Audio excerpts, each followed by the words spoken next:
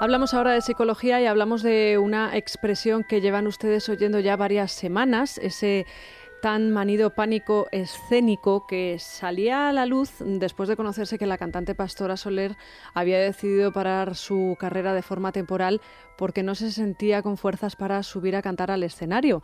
Después comenzaron las quizá bromas por parte de Joaquín Sabina. Dicen algunos que todo lo contrario, que lo dijo muy en serio durante su concierto en Madrid, pero lo cierto es que tuvo que también dejar las tablas de forma precipitada y no pudo terminar ese recital y no pudo deleitar a la gente que allí la acompañaba. Digo lo de las bromas porque se cruzaron entre ellos declaraciones de tú me has acusado de pánico, esto es muy serio. Bueno, pues probablemente es más serio de lo que parece. Hay personas que opinan que no existe el pánico escénico como tal y por esa razón nosotros hemos querido llamar a uno de nuestros psicólogos de cabecera. Él es Ramón Oria de Rueda. Ramón es psicoterapeuta infantil y juvenil, es terapeuta además de pareja y nosotros solemos recurrir a él para hablar de fenómenos relacionados con la violencia en las escuelas, pero hace unos días el pánico escénico era el tema que trataba en el programa de María José Peláez y me pareció que la explicación era tan coherente que no podíamos dejar de llamarle para que nos hablase a nosotros del asunto. Ramón, bienvenido, ¿cómo estás? Buenos días, Isabel. Me imagino que esperando el gordo, como todos. Aquí estamos, ¿no? Diciendo, bueno, el mío todavía está ahí en la saca. Notarás que cortas. No te preocupes porque si es el tuyo soy yo la que te lo voy a decir, que estoy además pendiente ahora mismo. Mira, me llega información de que está saliendo uno de los premios. En un segundo te digo exactamente qué número es y qué premio de todos.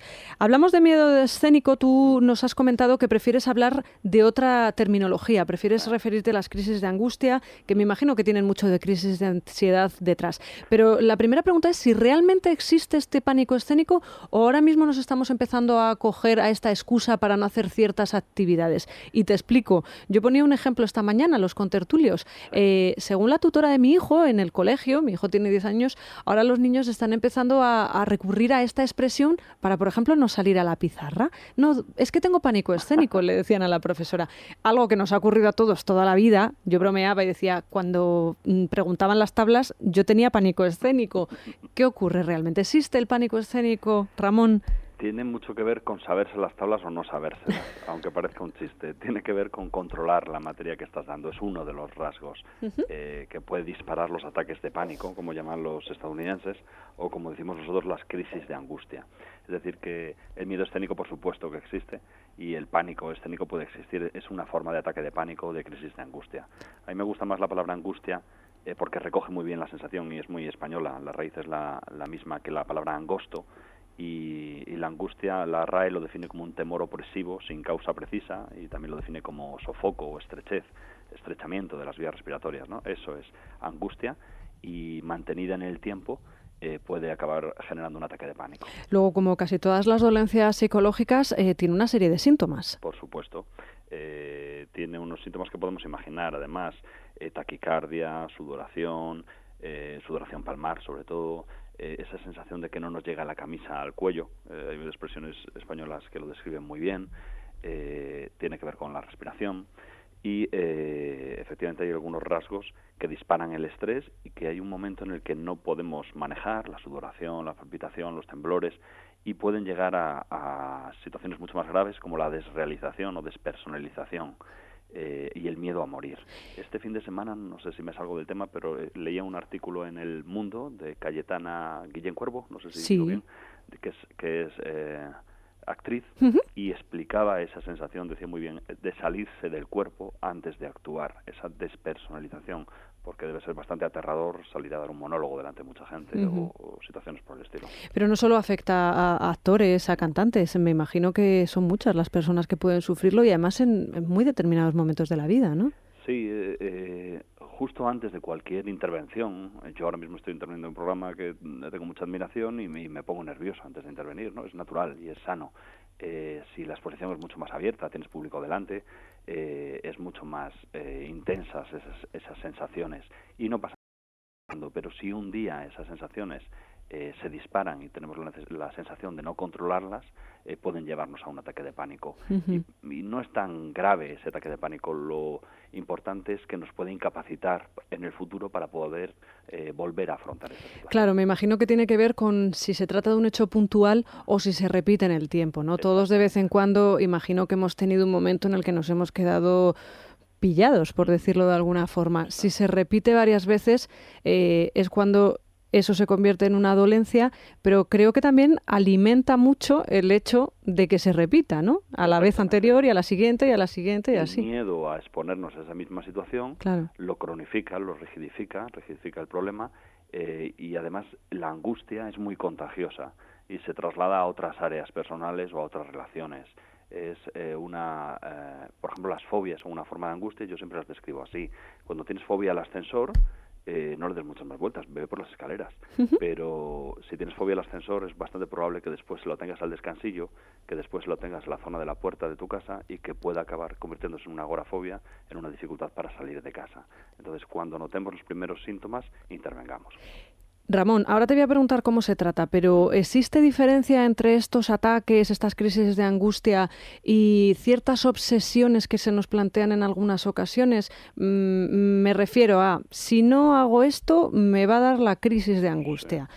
Si no me equivoco 40 veces antes de leer un titular o durante el titular, significa que no. O si no carraspeo antes de entrar en antena, no sé, te pongo ejemplos relacionados con nosotros, con los locutores, que puede que tengan algo que ver y muchas veces, además, yo creo que el propio oyente lo capta, ¿no? Porque estamos con el carraspeo ese.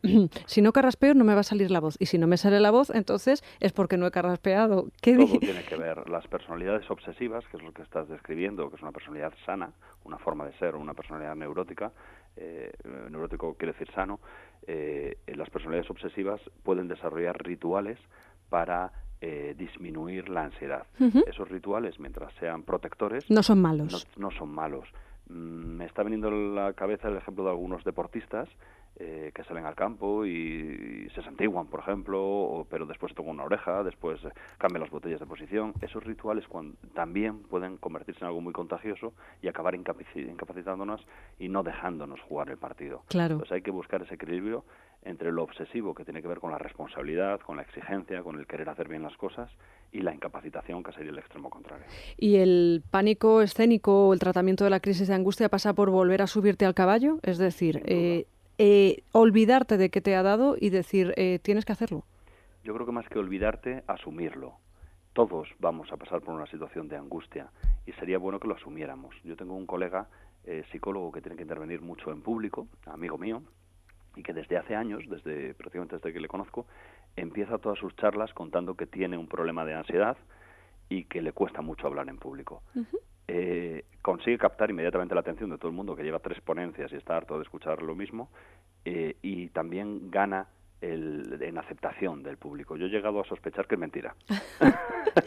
Bueno, y que es una estrategia, pero como estrategia es excelente. Te sorprendería ver cuánta gente tenemos determinada timidez a la hora de tratar con el público. Y eso incluso nos hace parecer antipáticos en algunos casos, pero no es lo mismo, ¿verdad? Yo creo que no tiene nada que ver una cosa con otra. No, pero tiene que ver con lo que estás diciendo, con tener una personalidad evitativa, una personalidad fóbica, decimos nosotros, que nos hace huir de las situaciones ansiógenas, las situaciones que producen ansiedad. Tienes que enfrentarte a ellas poquito a poco. Tienes que saber muy bien de lo que estás hablando o lo que estás cantando, cuál es tu trabajo. Tenemos que respirar adecuadamente. Tenemos que intentar desviar la atención. También hay muchas técnicas sencillas en ese sentido cuando hablamos en público.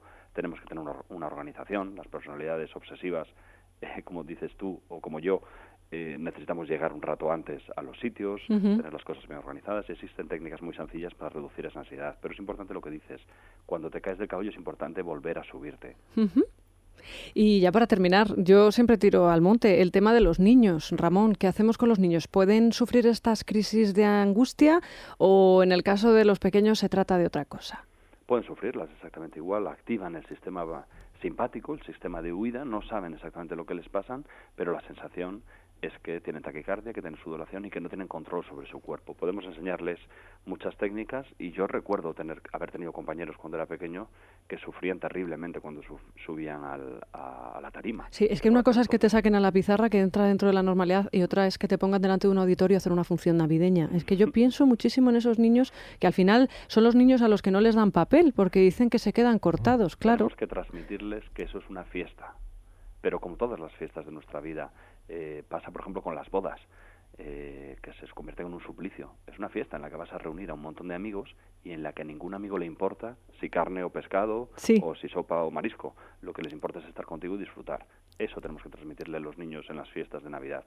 No tienen que cantar bonito, ya sabemos que cantan muy bonito, tienen que disfrutar mucho. Y si sale mal nos reiremos muchísimo y será motivo de cachondeo en Navidades, pero tienen que disfrutar de esa actividad. Y nosotros también, cuando transmitimos algo, cuando hemos tenido la ocasión de ser periodistas y de poder dedicarnos a nuestra profesión, tenemos que disfrutar de ella y equivocarnos. Y cuando nos equivocamos, lo asumimos.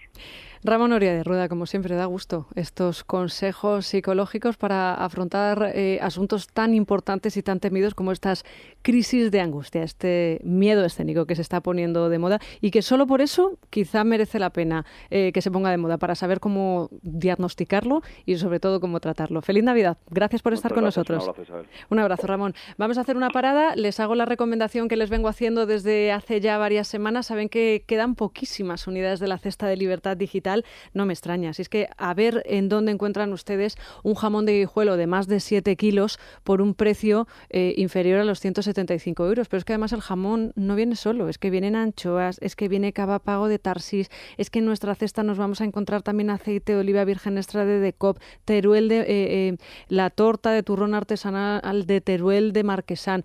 Si es que se me hace la boca agua. ¿Qué quieren que les diga? Lo único que falta en nuestra cesta son los mantecados, pero es que esos los hacemos caseros. Nos lo va a hacer ahora Clara Villalán. Desde Es Radio, feliz Navidad.